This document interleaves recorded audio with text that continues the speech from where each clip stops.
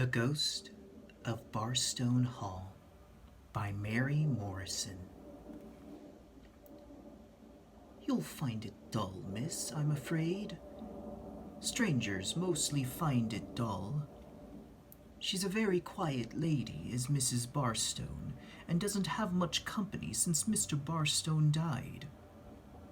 Folks that does come on a visit in the summer always say it is a fine old place, picturesque they call it. But they never stop long, I take notice. Old Peter, he told me his name was Peter. Mrs. Barstone's coachman chuckled to himself as he spoke.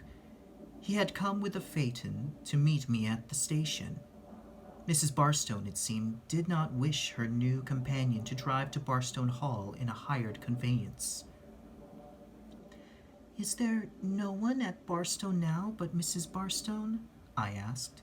"No, miss, excepting the servants, since Miss Brown, Mrs. last companion, left."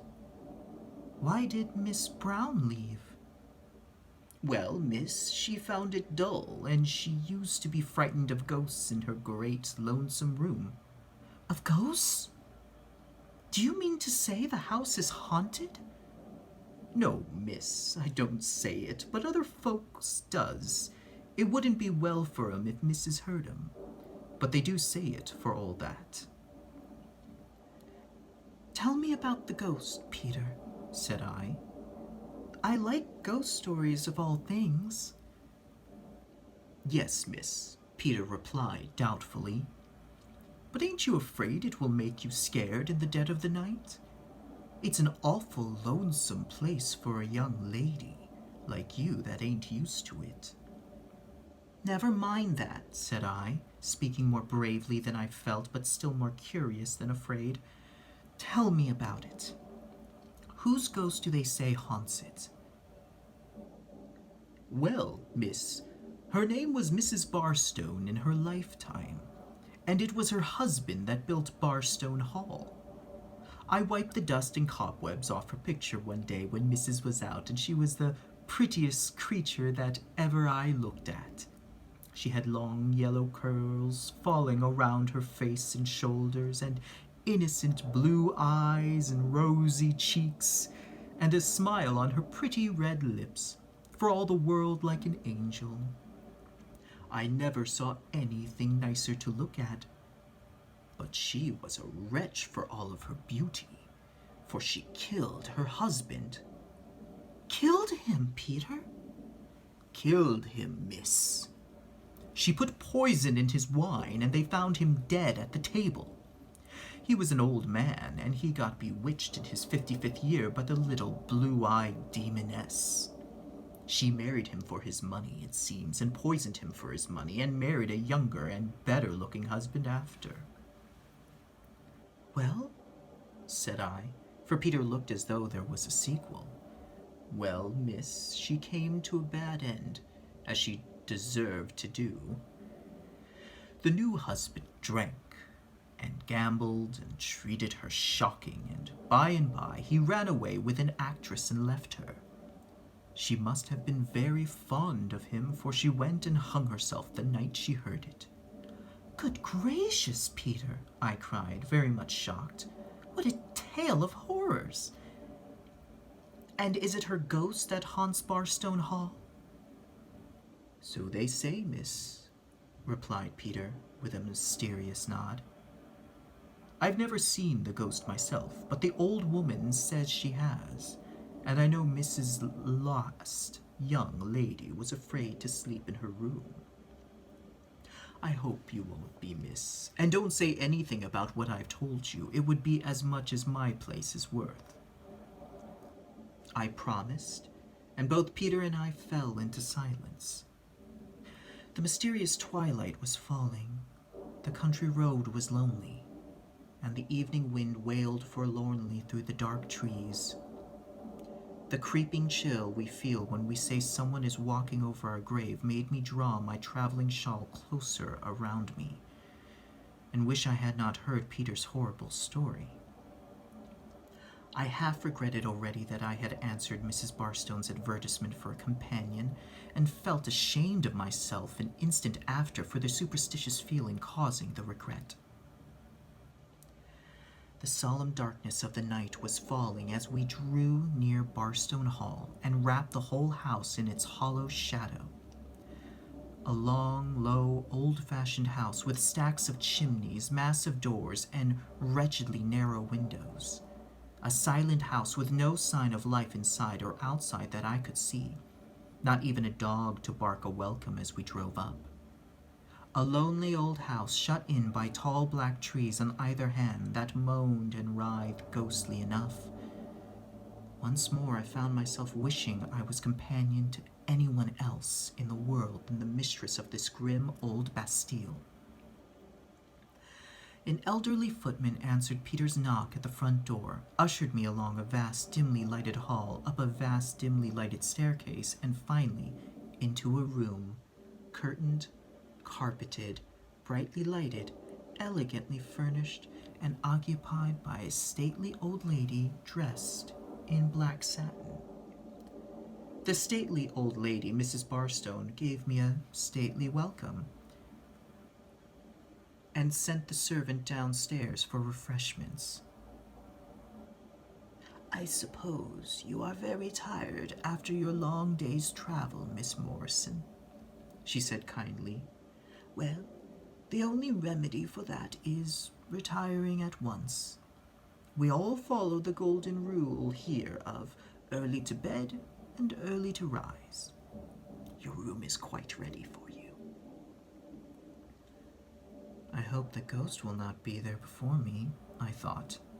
I wish Peter had not told me that story. Or rather, I wish I had never come to this dreary old barn at all. Tea, toast, and cold fowl here made their appearance, and I remember at the sight I was very hungry. I think my performance rather pleased Mrs. Barstone, for she volunteered in the most gracious manner when I had concluded to show me herself to my room. I followed her upstairs into a big, solemnly grand chamber the size of a modern drawing room. 2 wax tapers on a dressing table feebly illumined its vastness, and in every corner dim shadows weirdly lurked. The big square bed would have held the 7 sleepers, and the windows high from the ground were draped with somber green damask. Chairs and sofas were massive and old-fashioned and loomed up spectrally in the flickering light.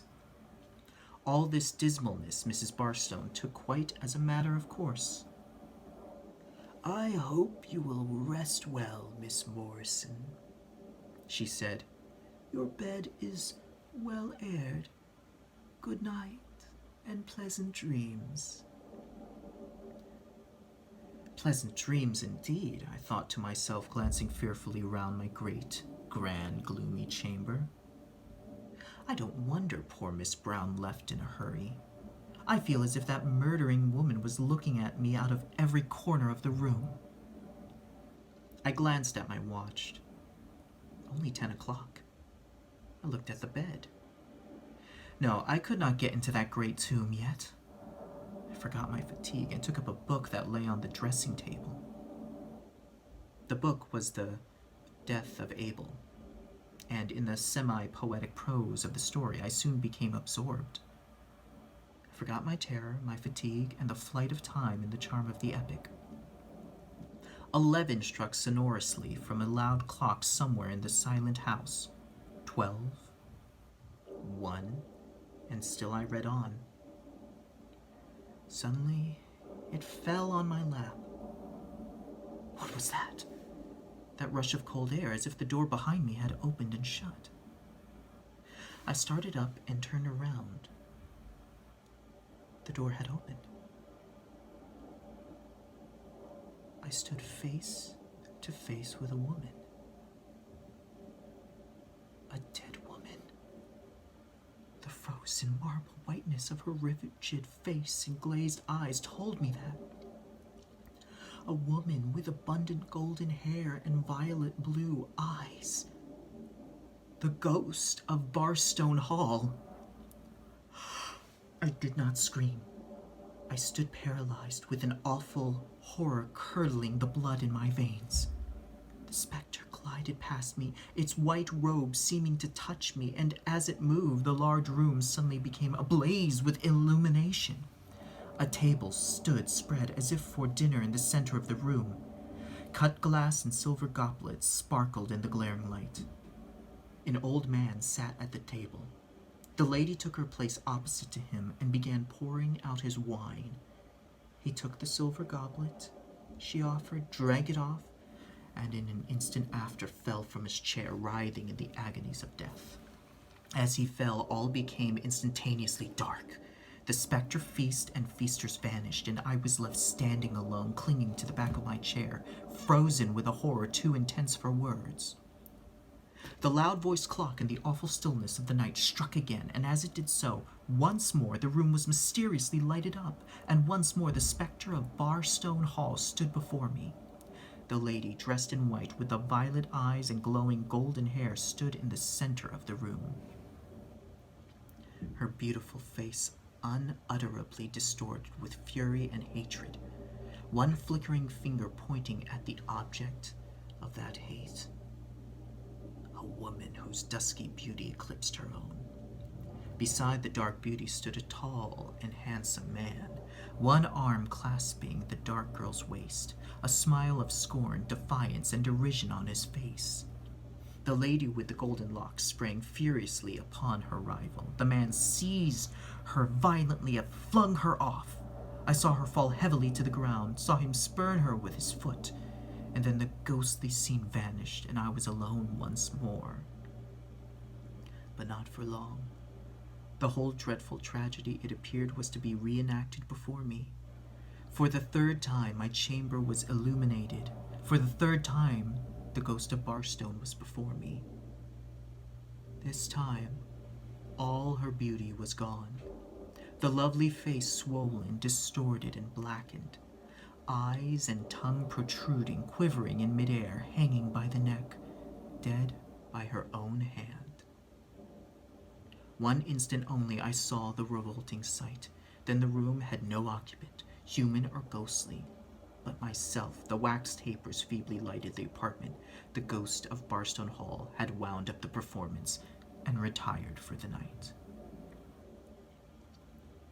Dear me, Miss Morrison, have you been sleeping in your chair all night? I started up. The sun was shining brightly in my room, and Mrs. Barstone stood regarding me with wonder. Yes, I had slept in my chair all night. The wax candles had burned themselves out, and I hadn't been dreaming the whole thing. I was awake and saw it all. Say what you please to the contrary, and untold gold could not have tempted me to stay a second night at Barstone. I went back to town that day, to the unspeakable displeasure of Mrs. Barstone, to whom I did not tell what I have just told you. I have seen a ghost. It is of no use for anyone to contradict me. I did not dream the whole thing whilst asleep in my chair. I insist upon it. I have seen the ghost of Barstone Hall.